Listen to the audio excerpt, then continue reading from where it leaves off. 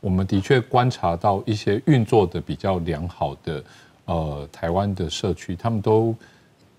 不是只为了推动时间银行而做时间银行。时间银行当然也许可以如我们一开始所认识到，它好像可以协助你更有效的应用资源等等，它会带来很多这些好处，没有错。可是更核心的，的确不管是像在这图表上面，或是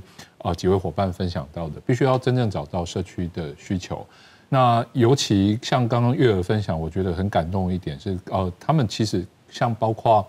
目前同时在基隆暖暖区在推动的那个互助换工的案例，他们其实也是一样，他们有看到社区中高龄照顾的需求，可是他们思考的是怎么样能够让这个照顾的需求从目前高度仰赖商业模式，转而以一个用社区的力量、社会的力量去共同把它支持起来。那这个社会支持系统，它其实不会自然而然的跑出来，它需要建立在人跟人的互动跟连结的过程当中，才有可能慢慢的形成。那时间银行是一个工具，它可能不是唯一一个工具，但它的确是一个蛮好用的工具，去协助社区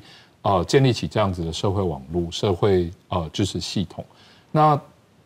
重点的确还是必须要回到社区自己，必须先厘清那核心的刚性的需求到底是在哪里，想要解决的问题是什么。那像建制他观察到的年轻族群跟高龄族群的需求，其实又不太一样。那如果能够更有效再把这个不同族群的需求能够嫁接在一起的话，那我们其实可以创造更多元的交换。那这个过程绝对不容易，对，就是其实我们经常都会问，如果我们在台湾社会可以很简单用100-200块就取得了服务，到底为什么要这么辛苦？还要透过这一套系统来去彼此做交换。那所以他为的其实真的不是什么省下多少钱，至少在台湾的脉络当中，不是只是省一些钱、省一些资源这件事情，他是为了打造一个更